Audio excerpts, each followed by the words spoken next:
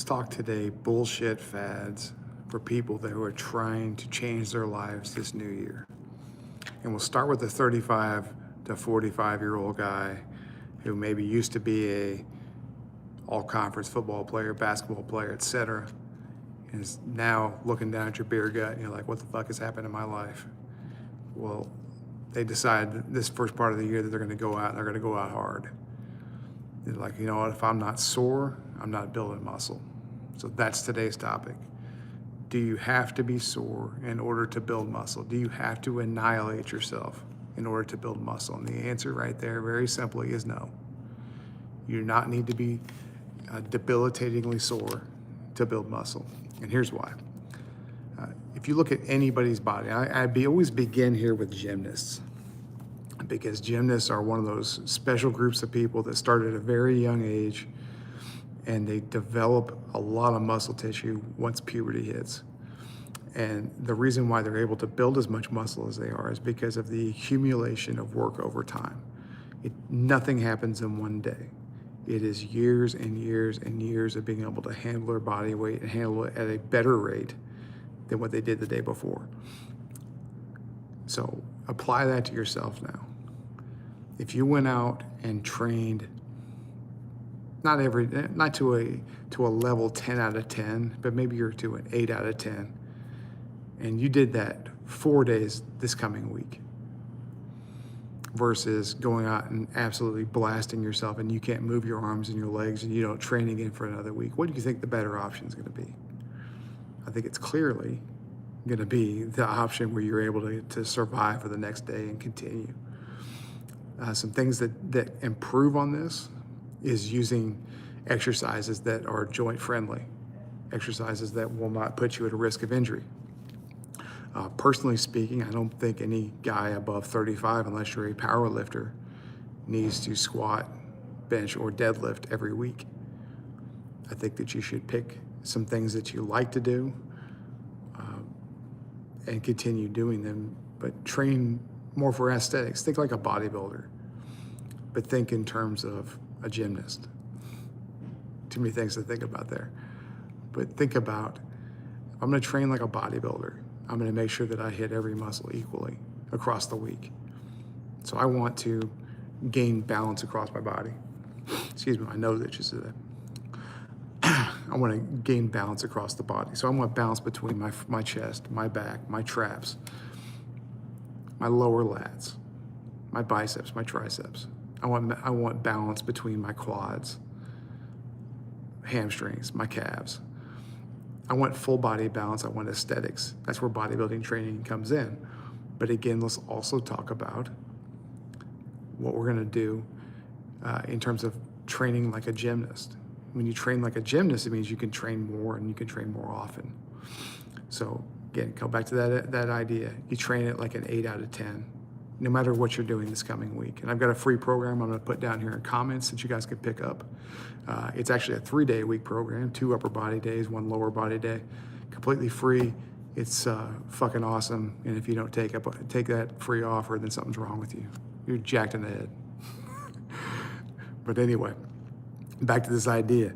You're over 35, you're training to get big. You gotta eat big, but you also have to eat reasonably. If you go in there and just jam in 5,000 calories worth of ho-hos that day, then boy, you got some freaking problems. You're gonna end up looking like fat bastard, talking about little babies getting in your belly. Something's gonna be wrong with you. So consume the protein of the weight that you want to be, first of all. If I weigh 220 pounds, but I want to weigh 230 pounds, guess what? I'm going to eat 230 grams of protein each day. Carbohydrates should be anywhere between your current body weight and 1.5 times your body weight. So again, go back to that 220 pound guy, anywhere between 220 and 330 grams of carbs per day. It's going to keep you lean. It's going to be a lean bulk. And then keep your fats in reason. I am not a scientist, but I'm a strength coach. I've been doing this for 20 years. So that's my answer there, Logan Burns.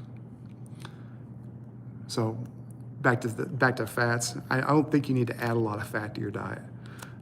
But there are some incidental things, what we call incidental fat, which comes from like the fat in your foods, like your meats. but keep your meats like 93% and above in terms of leanness. That'll allow you to have the calories you need to build the muscle you want to build, the carbohydrates in your body to give you the energy that you want, and the fats there for hormonal reasons, just so you don't go off the rails and your testosterone drops 100 points. Nobody wants that, especially when you're trying to get back in shape. So again, back to the premise today, you're over 35. You want to get jacked. You're gonna lift 3 days a week. Again, my free program will be in comments. Pick that thing up. 3 days a week, you're gonna go in there, you're gonna train at 8 out of 10. You're gonna use those movements for the next 4 weeks. You're gonna try to put 5 pounds on the bar each week with every movement that you see. You do that, you eat just the way I told you. We wanna have eating body weight per gram of protein that you want to weigh. You're gonna have your carbs between your current body weight and to 1.5 times your body weight. And your fats are gonna be incidental. Maybe add a little bit of fat on the back end, probably no more than 80 grams of added fat during the day. It's all you need to get jacked this new year. So if you got any questions, put them in comments. Would love to hear to you guys, and let's take some questions here for the next couple minutes.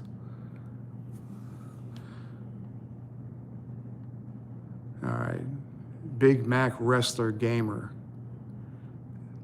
What's your question there, brother? Okay, so my weight is 94 kilograms, fatty liver thing, what should I do? 178 centimeters. In terms of fatty liver, start by cutting your carbs a little bit and see what happens to you. Sometimes it flushes itself out pretty quick when you might cut 50 grams out of your carbs each day and just see what happens to you. But keep your sources relatively clean. If you don't cook it yourself, then don't eat it. Nothing that you're gonna get, no hot pockets, none of that shit. You're just gonna go in there and you're gonna eat foods that you can pick, you can grow, you can kill, and whatnot. If you do that, it should take care of itself relatively quickly.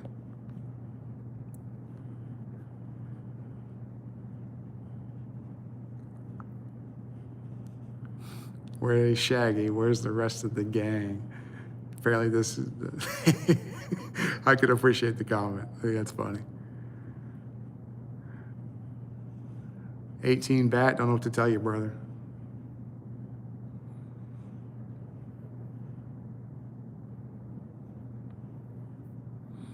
All right, appreciate y'all checking in today. Pick up the free program, it'll be in comments.